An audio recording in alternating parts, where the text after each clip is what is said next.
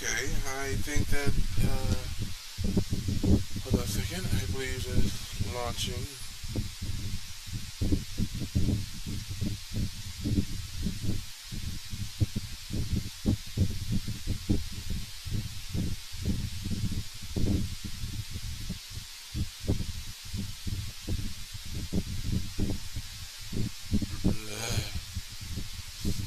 Hold on.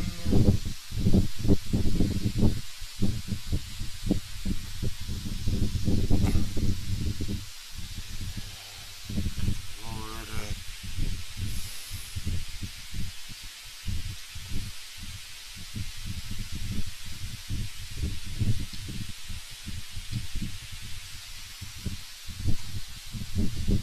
phone. Yeah, very,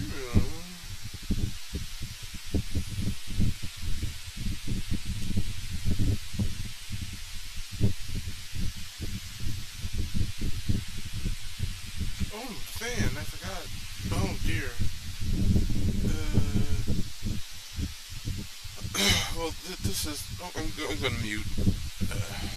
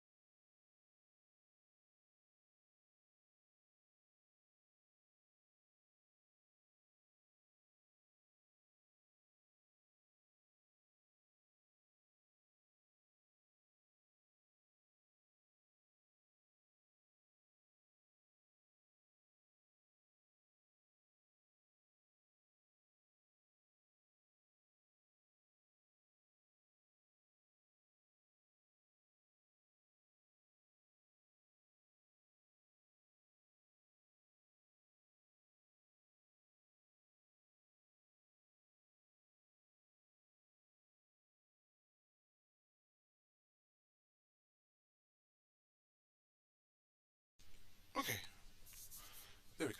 We're back. Okay. Alright, we should be good. Closey, closey. Double click. Yes.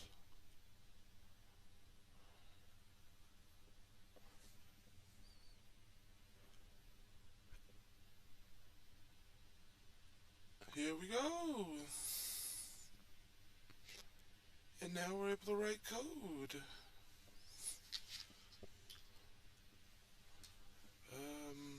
What did he want us to write? Uh,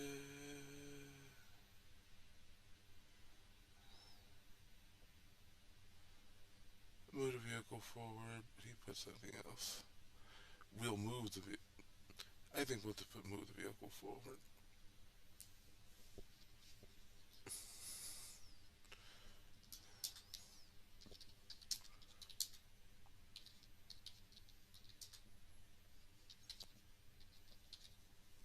Okay. That's it. Void update. Move the vehicle forward. Alright. Done and done. Alright. First step as completed. Then move on to the next video. Sorry that took so long. But we're doing fine. We have an hour, 30 minutes left. Yeah. We're doing pretty good. Let's keep going. Give the vehicle a forward motion. Um, now that we have a comment saying that what we will program, we have to write a line of code that will actually move the vehicle forward. And here's how to do it.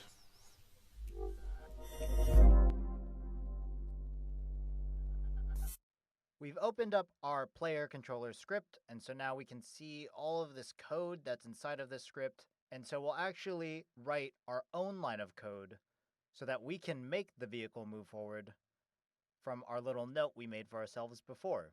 Make sure you pay attention before you do this.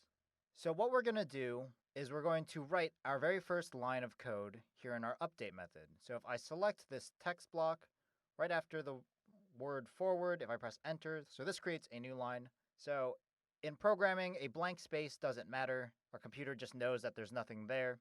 And what we're going to do is we're going to program using a programming language called C Sharp. So everything that's done in Unity uses C Sharp. If you're going to make a mobile application or if you're going to make a website, there are other languages that you can use to create those different kinds of applications. But for our game, we use C Sharp. And C Sharp is just one way that we're able to communicate directly with our computer using certain words that a computer is able to understand to do something that we want it to do. So in this case, we're going to write a line of code to move our vehicle. Now, what I'm going to do is I want to help visualize moving this vehicle down the road. So if I actually select the vehicle in my project hierarchy, so now you can see it's selected. If I left click on this blue arrow, I want to move the vehicle down the road. You can see down in the game screen. That's exactly what I'm trying to do. In fact, if you look in the inspector on the right side, as I'm moving this blue arrow in our transform component, you can see that the Z is actually updating. And so that gives us a really good hint of what we're trying to accomplish. So if you remember, our transform component was the thing that was updating as we moved that vehicle in the scene. In fact, we can actually use the transform component directly. So if I just type in transform, and in this case, lowercase versus capital case T is extremely important. They're two very different things. The transform is actually an entire class, very similar to our player controller class that has even more methods inside of it. A lowercase t means we're getting the transform component of our current object. In this case, it's going to be our vehicle. So now that we're getting our vehicle's transform, what we actually want to do is we want to move that vehicle in that z direction. So we can use a method using a dot. So a dot will help us get methods out of our different classes and objects. So dot translate. And so you can see here this is a capital T because this is a method just like our update method. And so what is happening here is we're telling our computer we want it to do a specific instruction using this translate method. We want to translate the position, we want to change the position of our vehicle using its transform property. Now, to tell the computer that we're trying to make it do a task, we need to use these parentheses. And a really handy thing that my IDE does, it is actually suggests different things that I can do and can autocomplete certain statements that I make if I'm trying to write code or if I'm trying to use a method. In this case, it's suggesting different things I can do with our transform.translate. So this here you can see inside of translate, there's a vector3 translation. So this is a parameter. This is a piece of information that I tell the computer to use to be able to do the thing that I want it to do. Now, I don't necessarily know what a vector3 is right now, so let's see if there's other options. You can see there's 6 total options, and this one seems to be really useful. So this one actually says that it will move the transform, it'll change that position by the x, by the y, and by the z. If you remember, I was trying to move my vehicle on the z. So what I can do is I don't want my vehicle to move in the x direction. I don't want it to move left or right, so I'll just type in 0. I don't want my vehicle to move up or down. It's not a plane or a spaceship, so that's also 0. But I do want to move it in the z direction, so I'm going to make that 1. Now that we've added our parameters to our method and we have that closed parentheses, we actually now need to add a semicolon. And so the semicolon actually tells your script that the method is now complete. So you can think of how we use periods to end our sentences and close our statements. When you're programming in C#, you use a semicolon at the end of your method to tell the script that this is the end of this line. So now what this will do is update is called 50 to 60 times every second. So in a second, our vehicle will move 60 units, 60 meters in a certain direction. So now if I test this in Unity, when I press play, I should see nothing. Okay, that's not what we wanted to happen. Let's see. Get out of play mode. What did I do wrong? So let me just player controller. Oh, I forgot to save. So you can see in our project window, I selected our player controller script, and it looks exactly like how we left it when we first opened it. There was no information inside of it. But as you can see in our script here, we've added 2 lines in here. We've added a comment and we've added this method that we created. So the problem is we didn't save. Simple as that. So if you just press Control or Command S, now our script is saved. You can see now in Unity, in our inspector for the preview of our script, we can see those lines of code now. So now when I press play, I should see the vehicle move. There it goes, speeding all the way off the runway. And it's flying off into space. Maybe it is a spaceship. Cool. So we've written our first line of code to move our vehicle. So what you're going to do is in your player controller script, underneath your update method, inside of your update method, underneath the comment, you're going to write transform dot translate, and then you're going to use an open parentheses, type a 0, comma 1, close parentheses, and then semicolon. Now it's your turn. Okay, let's do the lesson. Um, basically type that. Alright, we'll do.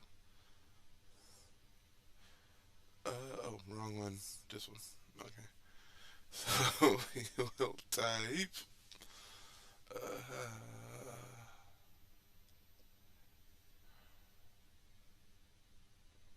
I will bring this down here so I can see. And we are typing. Sorry. Transform dot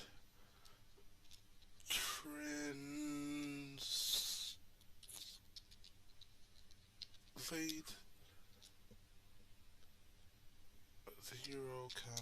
0, 1, close parentheses, boom. Alright, and save. Alright, hop back, and it's saving.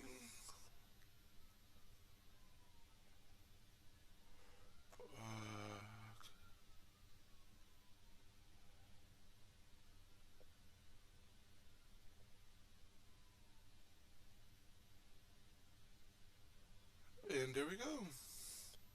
So let's press play.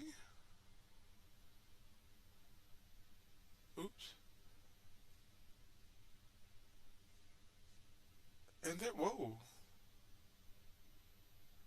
So fast.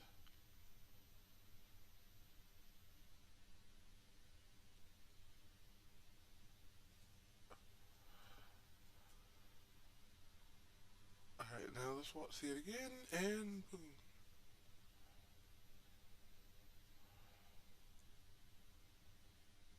Wow.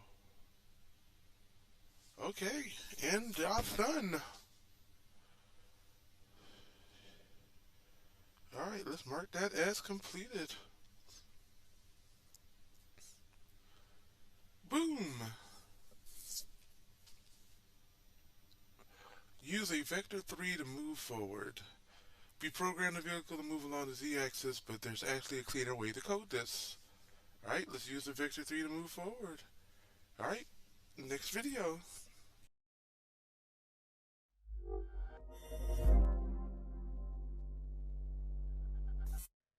Our vehicle now moves virtually at the speed of light, just flies straight down our screen. So that's good. We've got the movement in. Now I just want to highlight some things with coding to make our lives a little bit easier. So, with our player controller script open in our IDE, my IDE does some really useful things to make my life a lot easier. So, one of the big things first is if I start typing a word, say transform, it automatically tries to suggest the word that I'm trying to type, in this case transform, and I can press enter and it'll complete that word for me. Now, if I type dot or period or full stop, you'll see that my IDE suggests all of these different words. And a lot of these words, especially if they have this little purple icon next to it, these are all actually other methods